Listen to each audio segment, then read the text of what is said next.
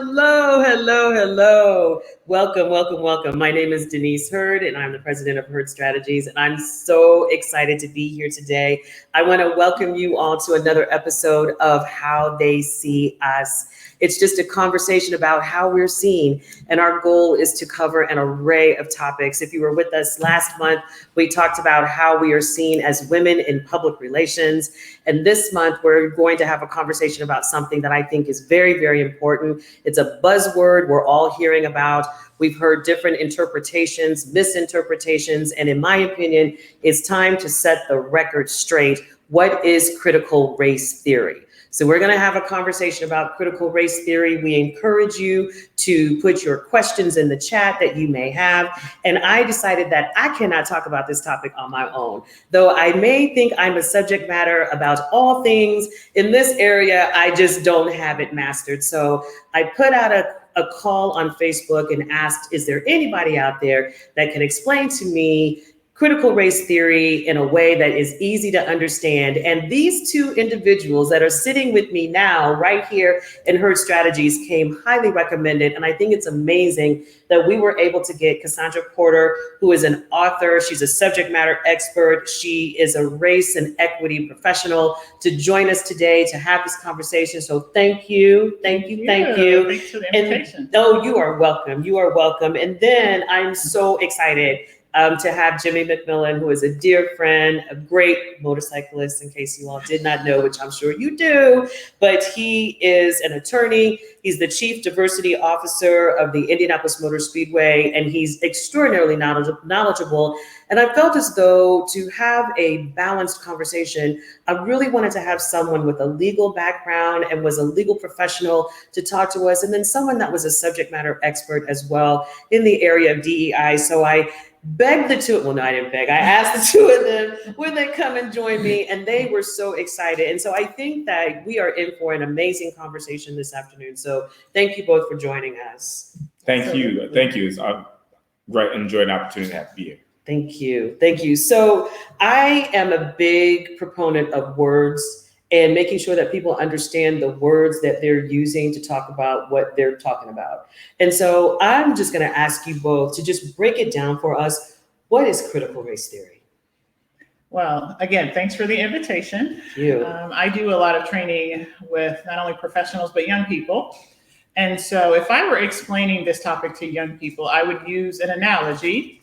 So you know how when you go to the eye doctor and they ask you to look at the chart and cover one eye.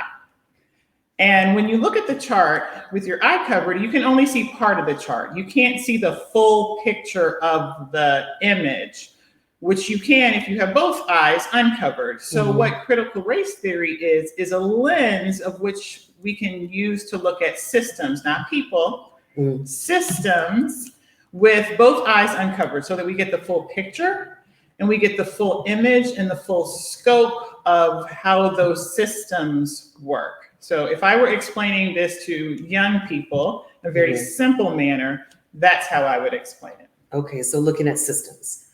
With both eyes. With eyes wide open. Eyes wide open, looking at systems. Yes. So critical race theory. So let's take it from a historical concept, because many folks describe that the term critical race theory actually was developed by law professors in law schools. That's where it's typically taught and typically developed. It's not something that's actually typically taught to elementary school kids or grade school kids.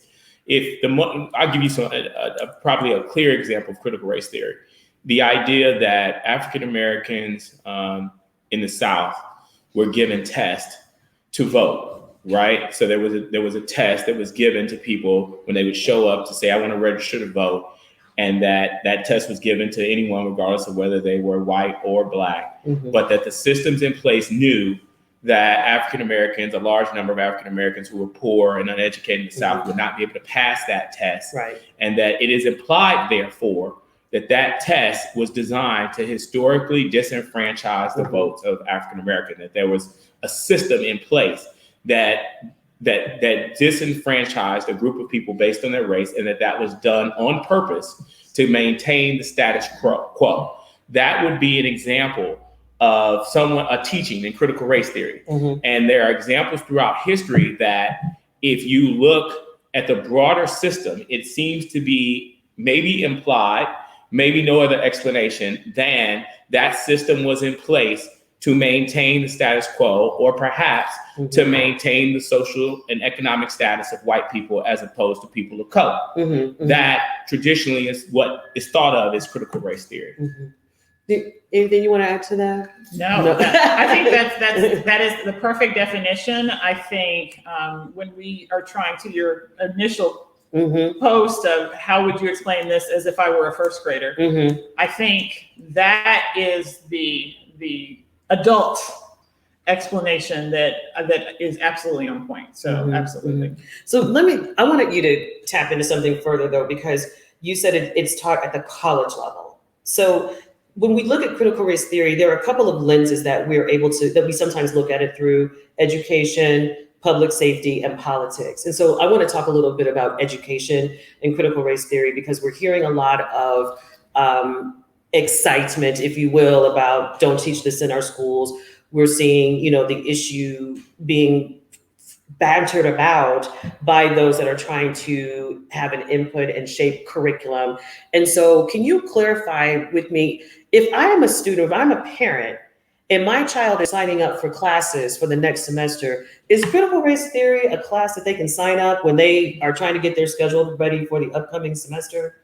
It's not likely that it is a class. It's interesting because there have been states on recent note where there have been elections where this has become a critical issue, and the Secretary of State has come out and said we don't have a critical race theory curriculum. We don't have that, and yet this word has been thrown around as a means and method for kind of standing up for parents' rights. It's been looped into, you as a parent have a right to say that your child doesn't have to wear a mask. You as a parent has a right to say that your child doesn't have to be vaccinated. And oh, by the way, you as a parent has a right to say that your child doesn't have to learn about the history of this country as it is ascribed to people of color in relation to the movement for DEI after George Floyd's murder.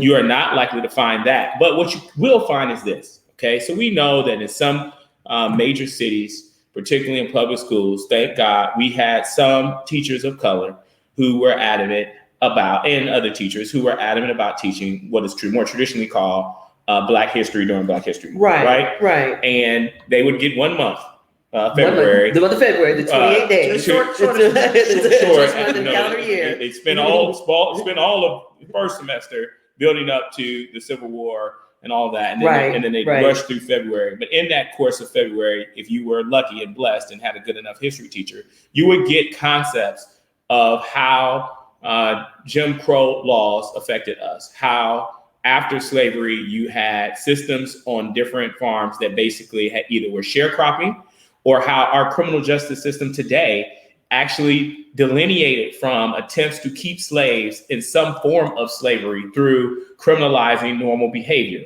Or you found out about different court cases where people committed crimes and atrocities against people of color, but juries exonerated them systematically time and time again, right?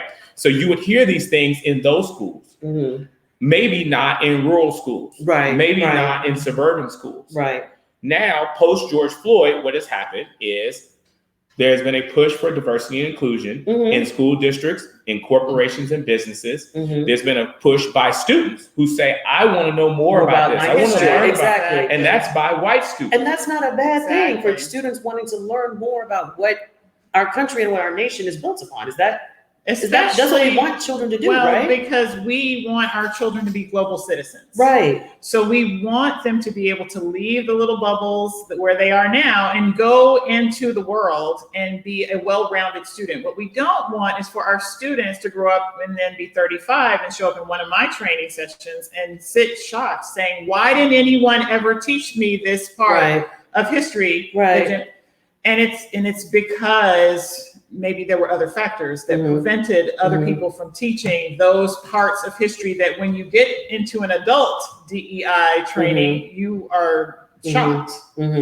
So to your question, I don't think there would ever be a class you could sign up for, but maybe in your normal 11th grade English class, your 11th grade English teacher decides we're going to read this book. Or maybe we're going to read how to be an anti-racist in our classroom. Or maybe we're going to read this to give a different perspective. Right. Which is wonderful. That's what we want for our students, is to have multiple perspectives, because we want them to be global citizens. And I think that's where we're seeing the pushback of maybe we're not always reading authors who are all the same. Maybe we're reading some authors who bring different perspectives. And I think that's where, at least in education right now, we're seeing a little bit of pushback that's being framed as critical race theory, when in reality, it's just presenting a different perspective. And maybe we don't always have to play music and band by the same composer. No, for real, right? When we start teaching our students what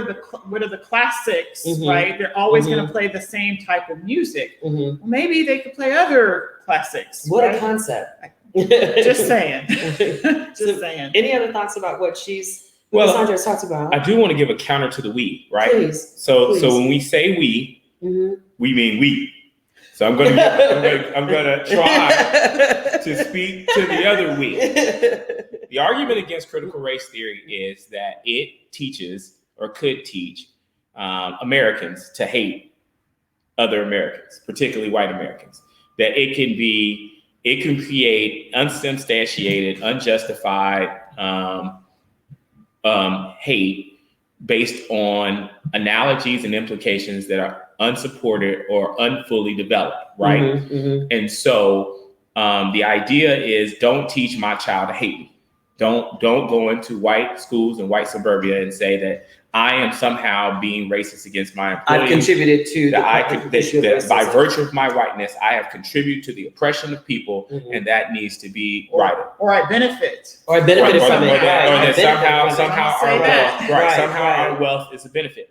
Instead, they say that it's twofold. And I've had this personally said to me as president of the Bar Association. It's been twofold. One, we want specific evidence of the person or the leader of the system who was racist, right? So if you say, for example, there has never, at one point in time, the Indianapolis Bar Association did not allow Black people in the bar.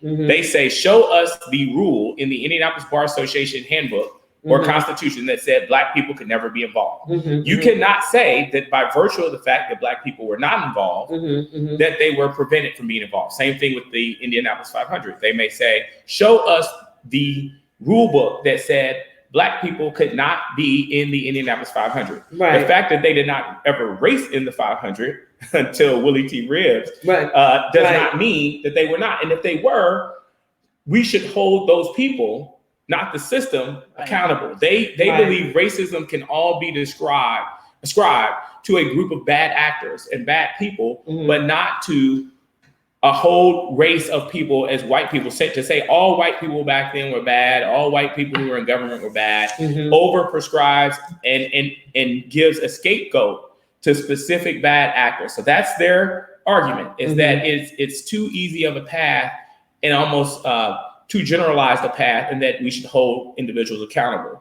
Two is their belief that the ideal of critical race theory should be supported at all times by statistical and actual proof that shows that there were not other reasons and other things that occurred that could have led to the result. In other words, sometimes it's the people of color's fault. That's a quick, easy, basic way to say it is, if you didn't have an opportunity, or you weren't able to do a certain thing, or you were arrested, or your numbers were high, or you had crack or whatever, that wasn't because of some system to oppress you. Some of that was bad decisions and bad choices. Where is your culpability? And where's your culpability? And that's not taught, according to them, that's not taught when critical race theory is taught. It's only, here's some analogies, here's some bad stories, and the natural result equals there was racist treatment. So it's almost as if, and I could be, once again, because I'm still learning in this process, it's almost like those that are trying to position critical race theory as a bad thing don't understand what critical race theory is,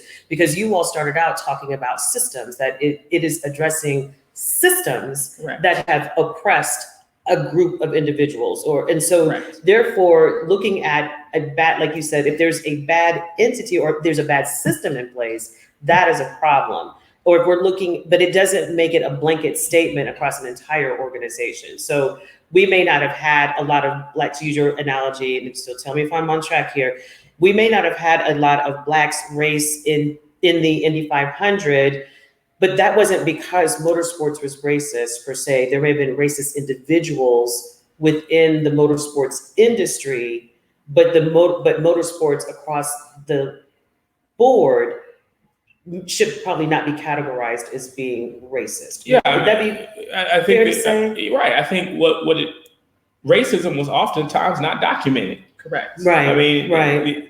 People are oftentimes smart enough not to put, especially when you move forward out of the civil rights era, you start getting into the 60s, 70s, and 80s. It wasn't necessary to say Blacks only could live in certain neighborhoods. You can look at the demographics. You can look at how homes were sold. You could look at certain things and redline it and determine that for some reason, these neighborhoods seem to be preserved as white.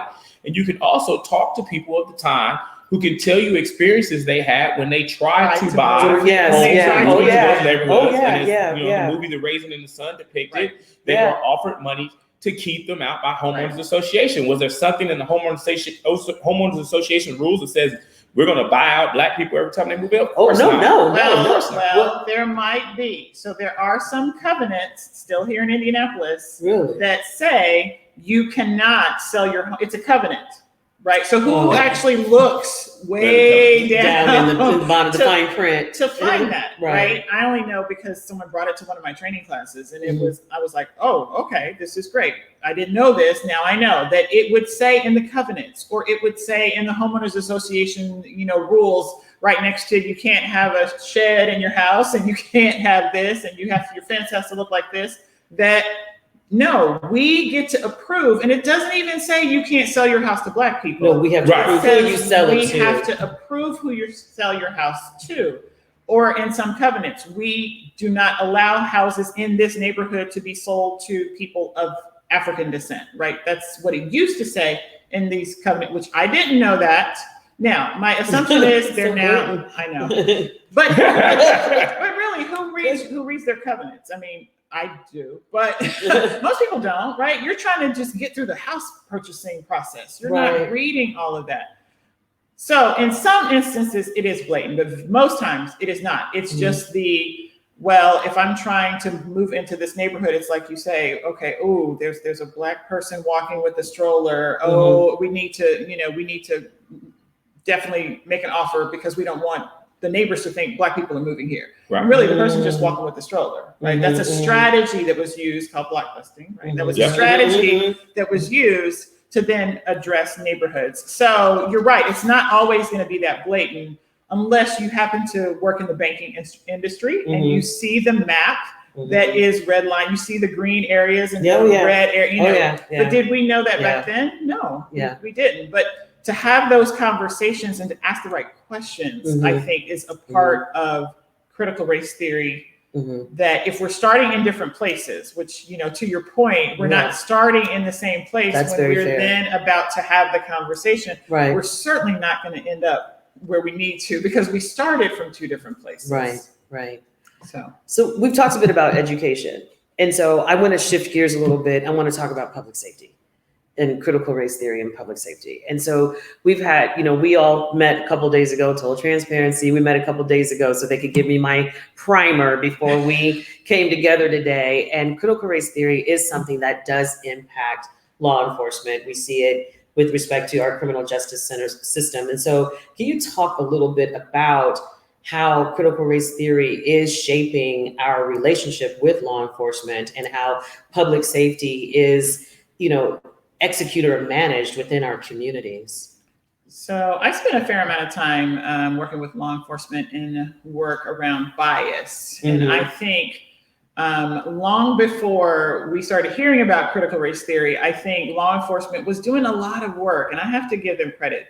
They are the most highly trained population of people from a professional standpoint around these topics because they've been doing it long before everyone else realized.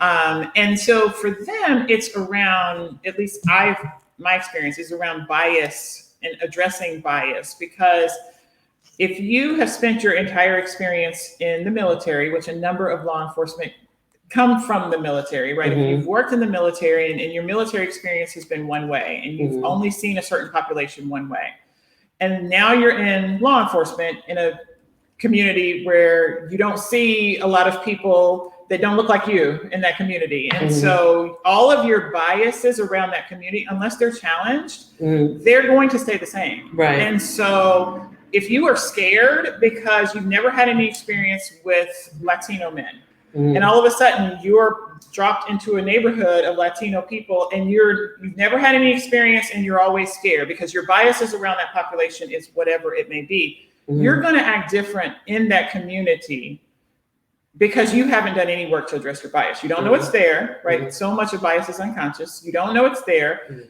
but you are now in this community to keep this community safe and none of your biases have been addressed. So that then I think is the kind of first problem, because if you've never interacted with the community, if you've never done any work to get to know that community, all of your biases are going to be in place when you have a heightened sense, whatever that heightened stressful environment is going to be. And in law enforcement, it could be anything from a traffic stop to an actual, active crime scene, right? All of you're bringing all of that into that environment because you haven't done the work to address it. And then what I believe, at least with law enforcement, is they have done the work and do it more consistently than other systems that I've seen. Partly because it's in reaction to something that has happened, right? It's no different than education, right? If something has happened in education, then we now bring in a lot of training. So let me ask you something. So this is for either of you all, should critical race theory training or education be a part of the orientation and training for our public safety officials? Should they go through some sort of exercise or experience that kind of help them understanding the issue and also addressing the unconscious bias that plays into the thoughts and feelings behind critical race theory? Yeah, it's interesting to bring that up because I've worked with the University of Indianapolis and Sergeant Brandon Pate in training new officers and new recruits down in IU Bloomington last summer and doing trainings on situational preparation for encountering families of color in different situations, whether traffic stops or otherwise. I think where critical race theory intersects with law enforcement is there's obviously a fear post George Floyd of changing the way law enforcement acts or reacts. And that comes from, either requests to defund the police, the diversification of different law enforcement agencies. All of those things pose a threat to somebody, a threat to the status quo. What folks will say is that many of the stories that are told, I got pulled over one day. Fill in the blank. One time, one time pulled me over one day. 5-0 pulled up behind me.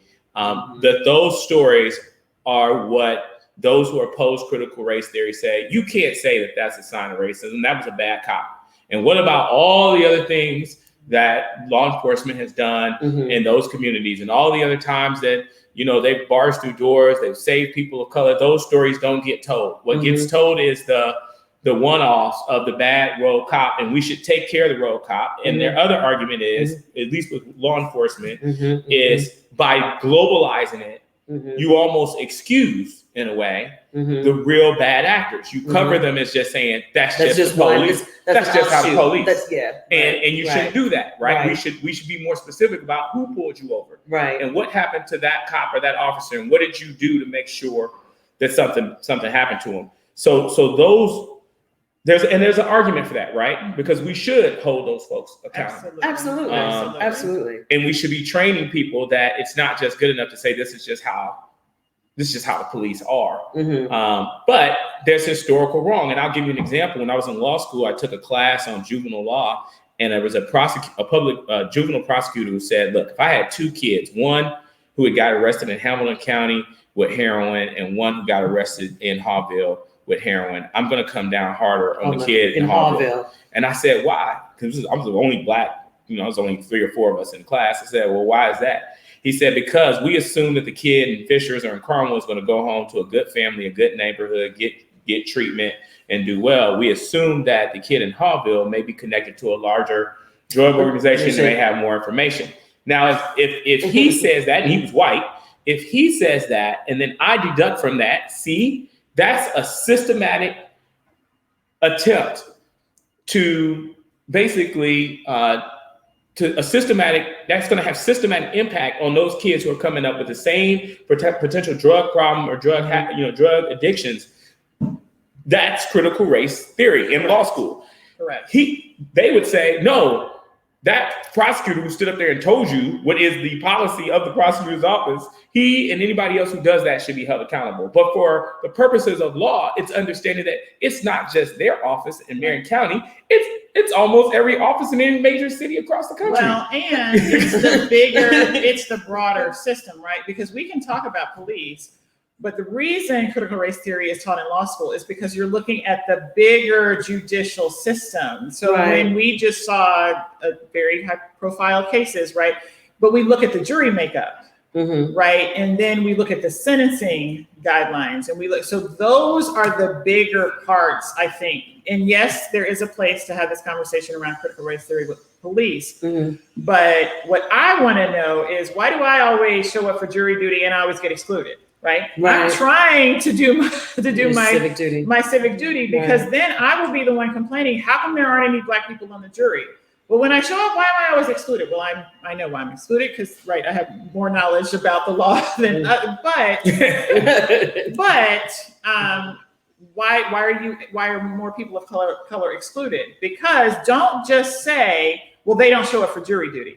Well, that's not true. It could be there are other factors if you ask the right question, which I think is important around this work when you're having these conversations. Just ask the right questions, right? Don't say, well, why don't Black people own houses in that neighborhood? Well, it's probably because they can't afford it. Really? Can you dig a little deeper? Maybe there's something else around why you don't have more people of color who own houses in this neighborhood, right? Maybe there's another symptom that we could address. Can we go back, take a few steps backwards? Because I want to go back to the professor and the example that the professor gave. I'm still there. That this is so, because yes, they talked about, the systemic issues that they are assuming each one of those children may be facing when they get home. But can we talk about the professor that is giving that scenario and how that professor would play that scenario out, and they are training future lawyers. And how is that? How is that permissible to instill as a law professor to communicate your own conscious bias? And let me clear it up. I don't believe I think it was actually a prosecutor who was guest lecturing. So it wasn't one of the normal McKinney lectures, but it was even worse. But I find that's what in law school, that's where you're going to hear as it relates to justice. You're going to hear from judges, and you're going to hear a lot of folks who are going to acknowledge that there is two justice systems, unfortunately, that exist. And here's what I would then say when I'm training community members, right? If I were to share that example, what I would say is, what I would love to see is the same punishment handed out for both children. So if you're going to, go after the one in Hallville, go after the one in Fishers, because then what's going to happen, you're going to get families who are very vocal about changing the system because their child has had a consequence, just like the other child had a consequence. And then maybe it will be, we need to look at how these sentences are handed out, right? Because that's what is going to change the system. So again, I'm going to argue there. Please, I'm going to argue their side. Please. Because this is the point that he was making. And I'll use a better analogy. Okay. So we all know that at one point in time, maybe in the 60s and 70s, it was common for, every now and then you'd have a neighborhood where brothers would go get a drink and they would sit out on the curb, right? Or they would sit out on the corner and drink. And you'd have people in the neighborhood that would call and say, hey, those guys are out there drinking again out there in that corner, right? On the street, right? And so police would come because they were called. And then they would take down the person in the corner. Now, why didn't that happen in white neighborhoods? We know prohibition and passed that white people drank too, because they weren't drinking on the corner. They weren't drinking on the curb. They were drinking in the houses. They had houses to drink in. It's no different than drugs. With drugs, the problem is in Carmel and Fishers, they're not reporting about violent crime and people being shot and people being killed and all of that. So your kid gets high. Okay, that's a personal problem. The kid who gets high in Hallville, they take it as this is a neighborhood that we have been asked to come and clean up, and therefore we have to have a different strategy with everything that has to do with that neighborhood because it is a high crime area because of poverty, not necessarily because the drug addiction of this kid is different than the drug addiction of that kid. Right. People are calling because they're in a high pressure poverty situation where this is maybe drug dealing as part of the revenue stream that comes in as opposed to other things. Or maybe drug using is a coping strategy. Right. No different than the coping strategy that would be in other cities. But what the other side and the opponents of critical race theory would say is oftentimes if you stopped at the initial story I told without giving this all these other their background of, well, we have a reason to treat those two kids differently. Right. Which he did. He did say in the class, he gave me this reason, whether you believe it or not, whether you buy it or not. Right. They say you could. You're scapegoating the fact that it is those people in that community who want us to end drugs and the proliferation of drugs in that community, which is the only way we can do it is treat that kid harsher than the kid we treat. Okay, I got you. That's the argument. But that is it. Is it right? Right. It doesn't seem fair. It doesn't seem right. It doesn't seem equitable. But I get it. It almost seems like that's I don't know. It's like I guess you can't have your cake and eat it too. Like, what do you want me to do? If you want me to solve this economic problem or this crime problem within your neighborhood, and you've got someone who is perpetuating these crimes, I have to do what it takes to solve the issue and get you to where you want to be as a homeowner or resident in that community. And so what I have to do may be tougher here than it is over there because of the obstacles that lie in front of me in trying to solve the problem. And many will argue, and they will sometimes argue from it, even if it's systematic, it has nothing to do with race. It has to do with statistics. It has to do with the number of calls we get, and the number of reports we get. And I would always push back and say, okay, so then treat this community the same way you treat others. Put the same resources into this community, put the same mental health resources, because if we are now going to treat substance abuse as a mental health challenge, okay, put the same resources into the community that then we can have the conversation. But right now you're comparing apples to oranges. Right. You're not comparing the communities in the same manner because this community does not have the resources that have already been strategically and systemically put into other communities. And to add that by taking that action in isolation from a law enforcement perspective, you are further burdening that community. So now you are putting the burden of legal fees, lawyer fees, going to court, taking fathers and mothers out of the home and putting them in jail, and now divesting them of resources. So the argument is you're not helping, you're actually hurting that community even more. Okay. That makes sense. That makes perfect sense. Absolutely. Love it, love it, love it, love it, love it. Okay, so we've got a few minutes left, and there's another topic I want to cover while I have the opportunity to have you both here with me, because it is one that is burning out there, because unfortunately this issue has become politicized, and that's so frustrating when we have topics that really do impact the quality of lives of everyone that lives in a city. When we start politicizing it, then we start taking sides, and then we start taking sides based upon our affiliation and our political views. And then it changes the entire narrative of the topic as well. And so I want to talk about CRT through the political lens, because our lawmakers have gotten involved. And I'm so sorry. And I love our elected officials. I think it takes a lot of courage to run for public office. But in all honesty, it's our public officials that have muddied this conversation, in my opinion. And so I just will be remiss if I did not say that out loud, because when we start putting laws in place, then we're saying that this is how you're going to do this. There are no ifs, ands, or buts about it.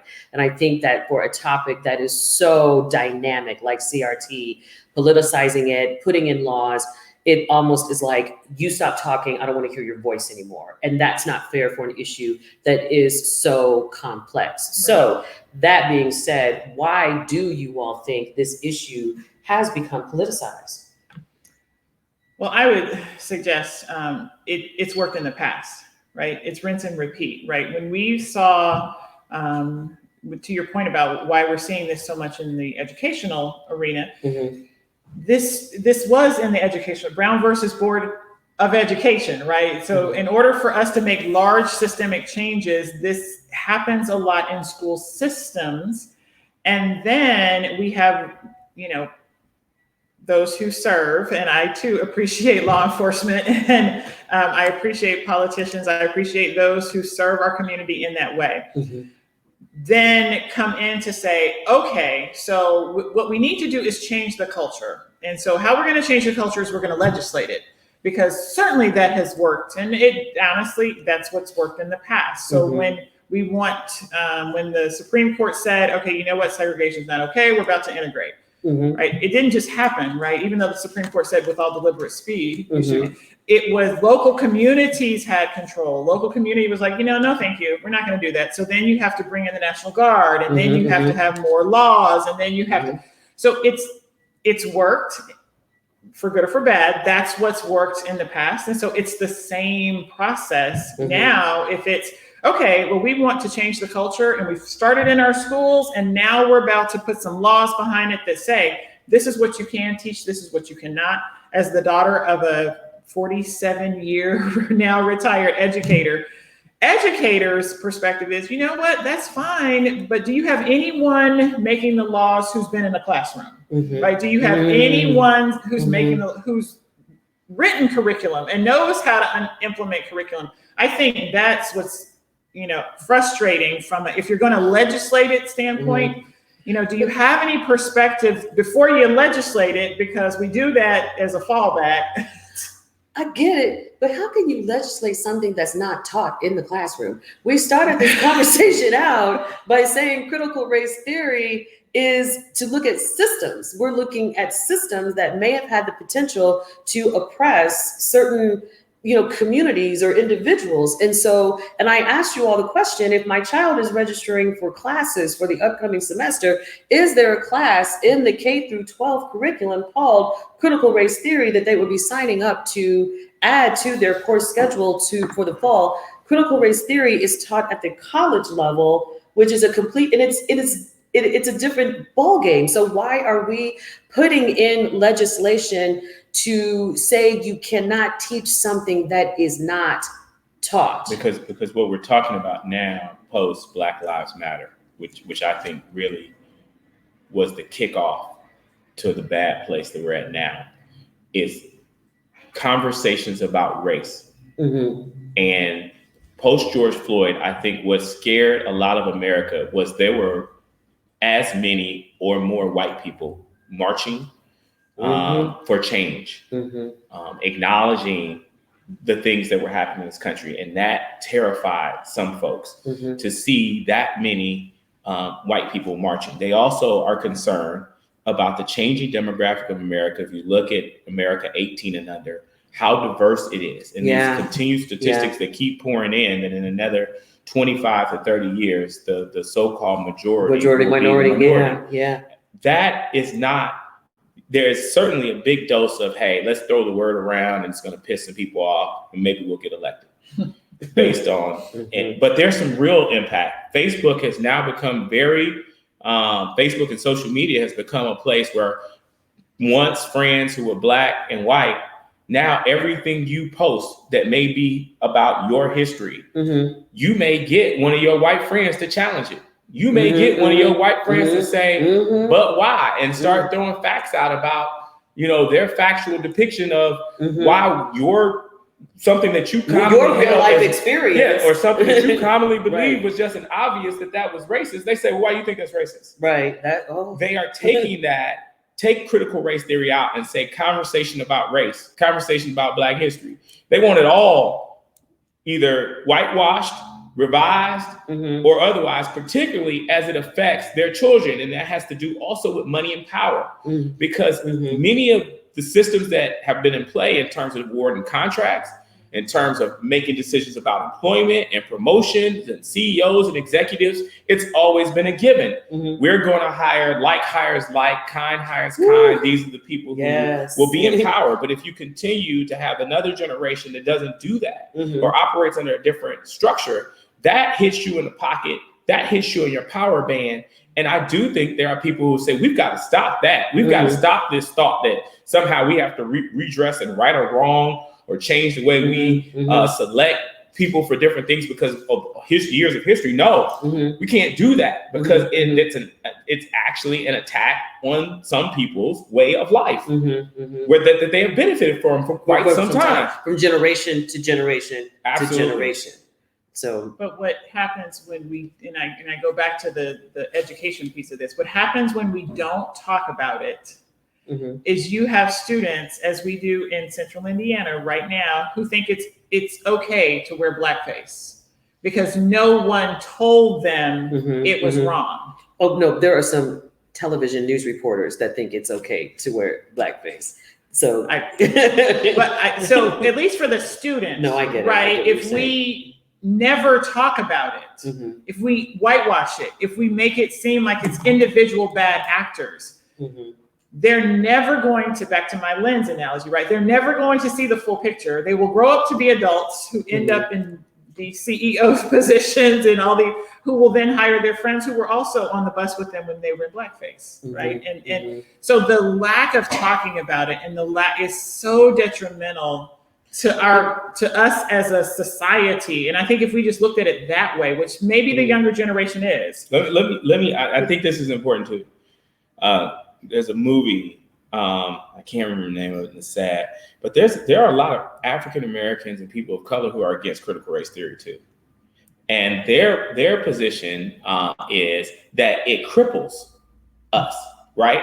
So their position is teaching Black history, as some know it and understand it, actually keeps us in the past. It creates a defeating purpose for a lot of society that says, why should I try?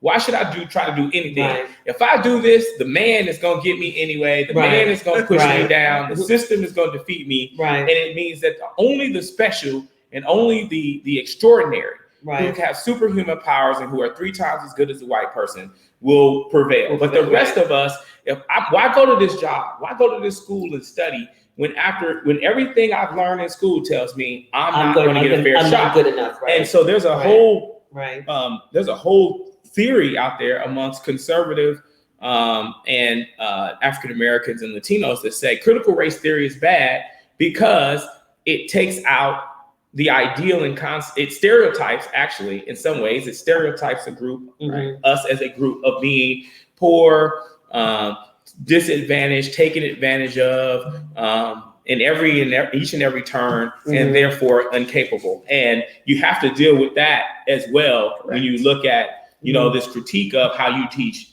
but basically how you teach and address Black history. But and did you want to add anything? You gave me a curveball there. But you're right. You're right. It's a lot. It is a lot. It's not, which is why the phrase, we're just doing away with it. Oh, we're going to let you. Okay, no, it's such a more complex. Uncle Tom. I think it's Uncle Tom is a movie. Yeah. Is that what it is? It's Uncle Tom. But no, and I hear both sides of it. Because I'm not saying that I agree with that side of it, but I hear what. Yeah, I wasn't trying to convince you. I know you weren't. Don't honey, it won't happen. No, buddy. We lost the beach dog. Come get her. No, that's not going to change. But I understand because here's the thing. I work in communications, and that's why we're having this conversation, because it is about communications. Because I truly believe that we need to hear all the sides. We need to hear all the perspectives so we can come to our own conclusions. But no, I'm not going to get on that bandwagon whatsoever, because not going to happen. And because I firmly believe you do need to understand your history in order to understand your present, in order to prepare for your future. Right. Now, you can hear all of that, and it's up to you to decide how you're going to internalize it, and then what you're going to do to change the narrative.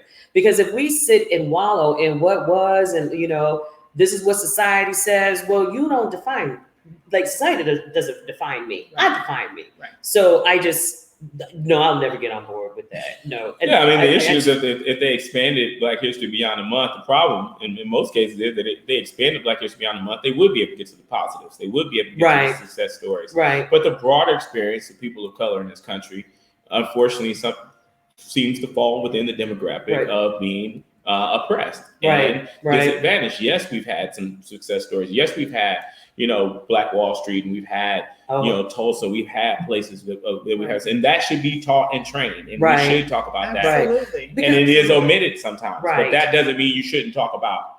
Right. You shouldn't critically look at systems that have disadvantaged people. No, but I think it goes back to what we started this conversation with. We need to educate. It's education. It is. At all levels. At all levels. Right. And something else that you said, that, we're global citizens. So we do need to learn about everyone's history. That's so very important. And to say, well, if I want to keep my contracts, but to like say that you don't want to study something because it will make you look bad, or write a narrative of history that you don't agree with, you don't get that right. Like, what gave you that right to think that you can be so bold as to redefine history? History is history, and it can't be changed. Well, in June, our Secretary of State, Todd Rokita, published a Bill of Rights, and in it it's a parental Bill of Rights, and basically what it says is whose right it is. It's the right of the parent to look at anything that's taught in school and determine whether that information is something that you want taught to your student, and whether it's in line with what you believe your is your values and your beliefs. So he and others would say, who has the right?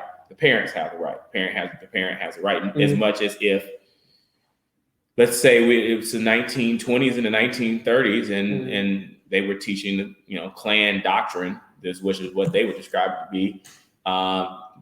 We as Black parents would say, I don't want my kid going to learn about Klan doctrine. Absolutely not. It's unfortunate that we are not in agreement at this late date that some of these things happen and continue to happen. To present day. But we are not.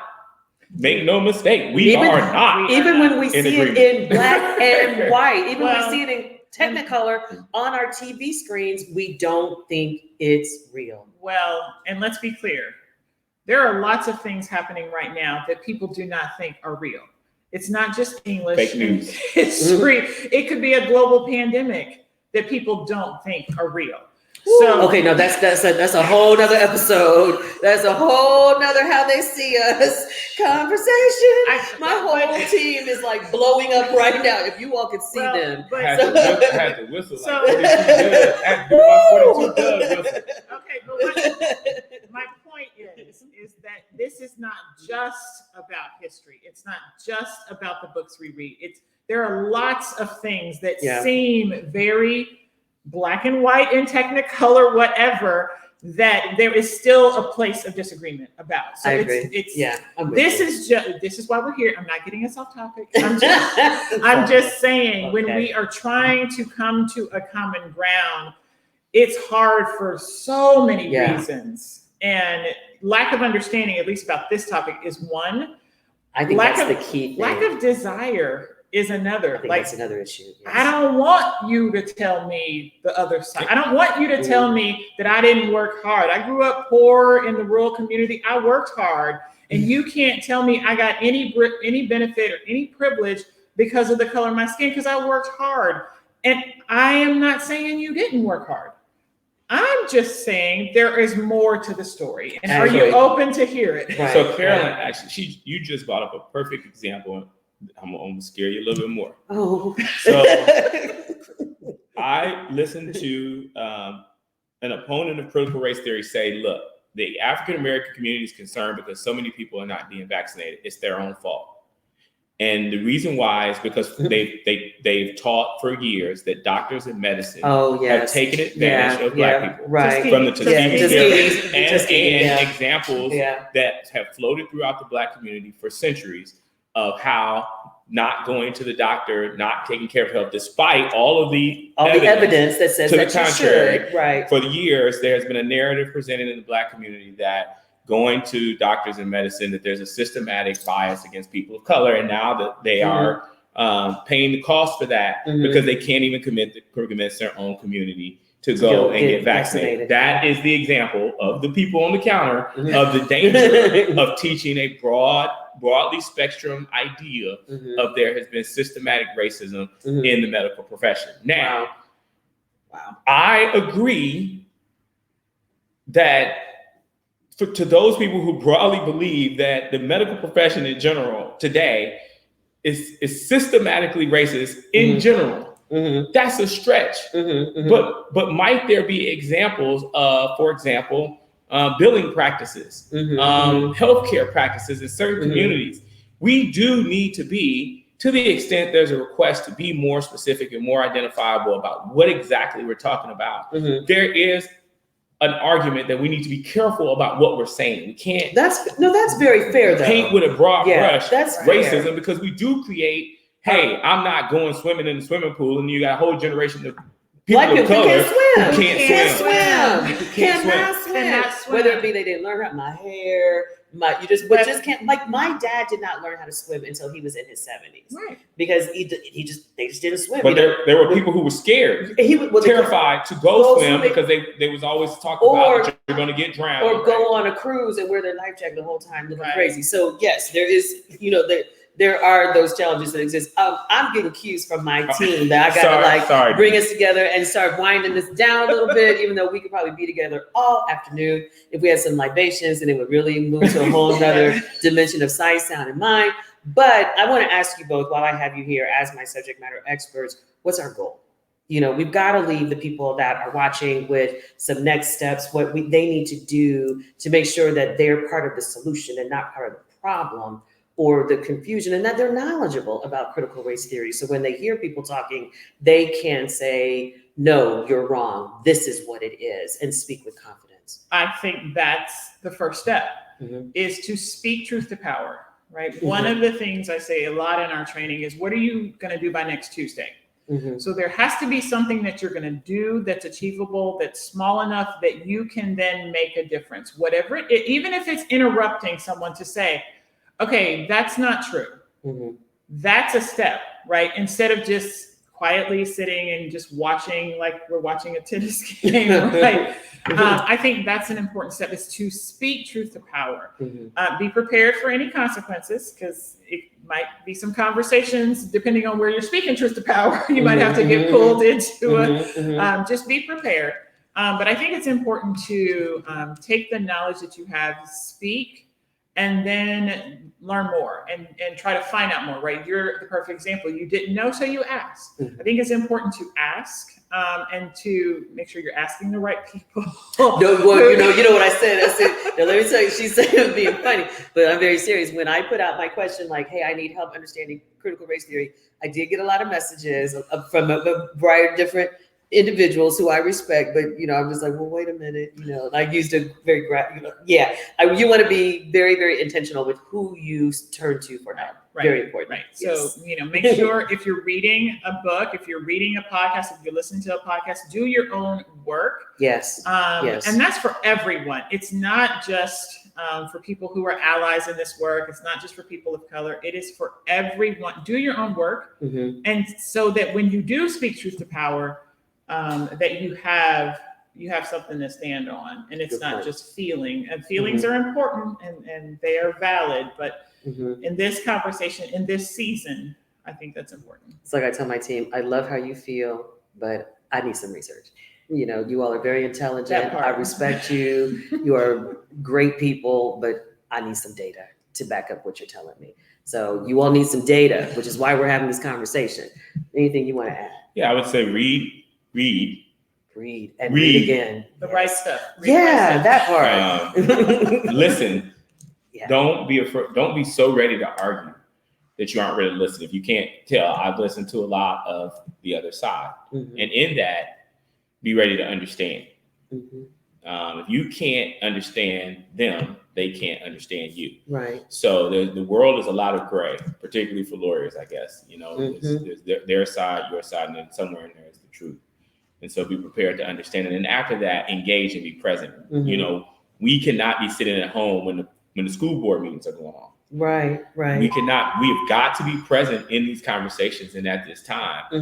Because if we're not there, the will of whoever is there will occur. And particularly who I'm concerned about is folks who are in majority school districts. It may already be light on history as it relates to your child. If you don't show up, it could be none. So you've got to go and be present when these things are being discussed and explain some of the things that you heard here today, because it can be very easily, hey, we're just not even going to deal with that because we start talking about funding and school funding and things of that nature that start to be attacked, and schools are not going to risk their funding to teach a curriculum that doesn't even exist. That word. Yes, thank you. Yes. So knowledge is power. Get educated. Do not give up your seat at the table. I'm a huge proponent of that. I hate it when people, sit at the table, then the narrative isn't what they wanted to hear, so they just get up. Well, it wasn't for me, so I didn't go back. Well, okay, thank you. You just gave up our opportunity, because you could have been that annoying gnat on a summer afternoon that's buzzing around in someone's ear, making sure that this topic remains top of mind. So don't give up your seat at the table, and don't be so combative that you're not invited back. Because I think sometimes we have a propensity to want our opinion to be heard so much that we fail to understand that this is a collaboration, and we do need conversation. We do need different perspectives, and we need you to make sure that you're getting all the information so you can carry it back to all of us, and we can help you shape your narrative. So don't lose your seat at the table. So I just cannot thank you enough for both of you all coming this afternoon. Thank you. Thank you, Cassandra. Thank you, Jimmy. I'm so appreciative. I hope that you all found this conversation helpful. I would be remiss if I didn't thank my team. They worked really hard to put this together. You can't see them, but they're around doing their thing. So we have Selena and Rashawn and Kiera that have been holding it down this afternoon for this second episode of How They See Us, Critical Race Theory. So thanks so much for joining us. Make sure you share this with friends. Reach out to the two of these individuals on Facebook. They will be happy to have one-on-ones with you to talk about this topic. They're so knowledgeable. We actually had an hour-long conversation a couple of days ago. We had an hour-long conversation today, and I think we could probably go on for hours and hours and hours, because this is just such a dynamic topic. So thank you so much. Thank you for watching, and everyone have a great day.